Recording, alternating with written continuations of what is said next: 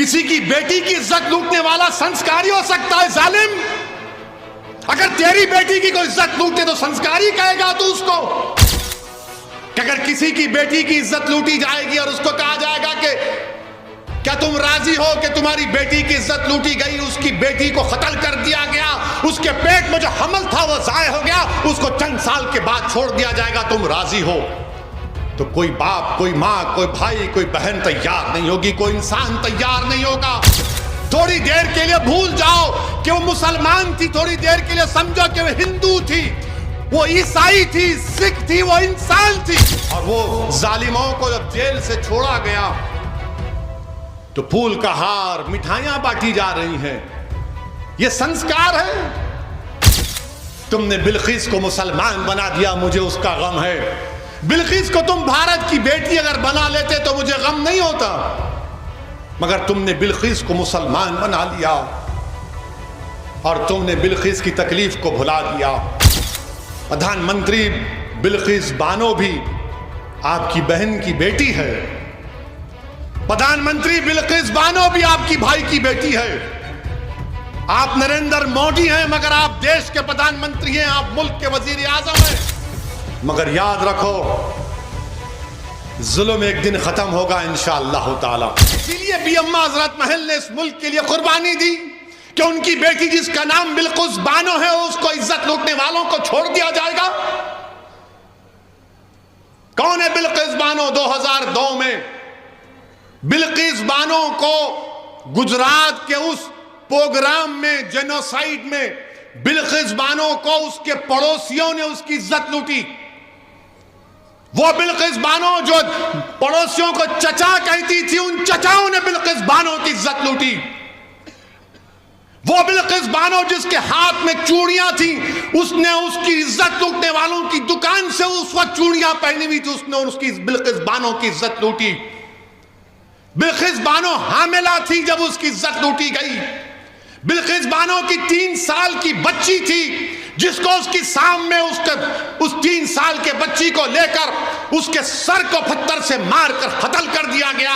उसके बाद बारी बारी से जालिमों ने बिल्किस बानो की इस्मत रेजी की।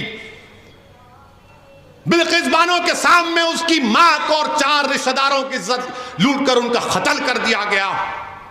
बिल्किस बानो बरहाना हो चुकी थी, कपड़ों का टुकड़ा लेकर आदिवासी भाइयों बहनों के पास भागते छुपते फिरी, वो कपड़ा दिए।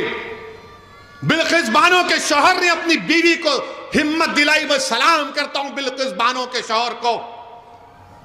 अल्लाह मुसलमान शौहरों को बिल्किस बानो के शौहर से हौसला हासिल करो कि उसने अपनी बीवी के इंसाफ के लिए अपने बीवी के हर तरह से मदद की।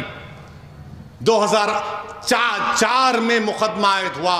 पुलिस बिल्किस बानो की कहानी को यकीन नहीं कर रही थी। बिल्किस बानो ने पुलिस के खिलाफ केस किया। मेडिकल डॉक्टरों ने झूठी रिपोर्ट दी, बिल्किस बानो ने इनके खिलाफ रिपोर्ट की, मुकदमा किया। उसका मुकदमा गुजरात से बाहर मुंबई में हुआ। ट्रायल कोर्ट में सजा हुई, फिर बॉम्बे हाई कोर्ट में उनको सजा दी गई।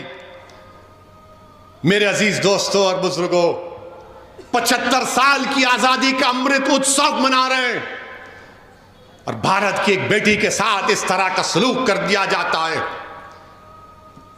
कि अगर किसी की बेटी की इज्जत लूटी जाएगी और उसको कहा जाएगा कि क्या तुम राजी हो कि तुम्हारी बेटी की इज्जत लूटी गई, उसकी बेटी को कत्ल कर दिया गया, उसके पेट में जो हमल था वो जाय हो गया, उसको चंद साल के बाद छोड़ दिया जाएगा, तुम राजी हो? तो कोई बाप, कोई माँ, कोई भाई, कोई बहन तैयार नहीं होगी, कोई इंसान तैयार नहीं होगा। जिसके दिल में इंसानियत जिंदा होगी वो कहेगा कि नहीं, ऐसे जालिमों को जेल में सड़ाना चाहिए। मेरे अजीज दोस्तों और बुजुर्गों, इस बात की हमको तकलीफ है कि आजादी का अमृत उत्सव तो मना रहे हैं, मगर बिल्किस बानो कह रही है कि मेरा गम फिर से ताजा हो गया, इंसाफ पर से मेरा एतमाद कमजोर पड़ गया। बताओ प्रधानमंत्री आप क्या करेंगे?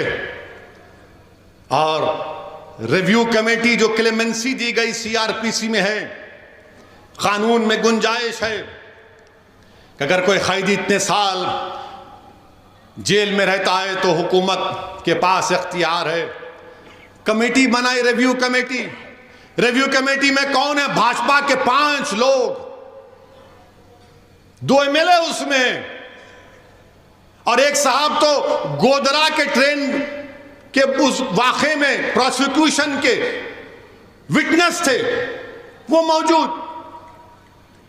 जो ट्रायल कोर्ट का जज की भी राय लेना पड़ता, उसने कहा कि नहीं छोड़ना चाहिए इन लोगों को, जिन्होंने बिल्किस बानो की इज्जत लूटी, उसकी मां की इज्जत लूटकर 4 खवातीन को मार दिया, उसकी बेटी को मार दिया। ट्रायल कोर्ट के जज ने कहा कि नहीं छोड़ना चाहिए।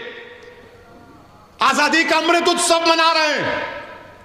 देश की 50% आजादी से क्या पैगाम देश दे रहा है? थोड़ी देर के लिए भूल जाओ कि वो मुसलमान थी, थोड़ी देर के लिए समझो कि वो हिंदू थी, वो ईसाई थी, सिख थी, वो इंसान थी।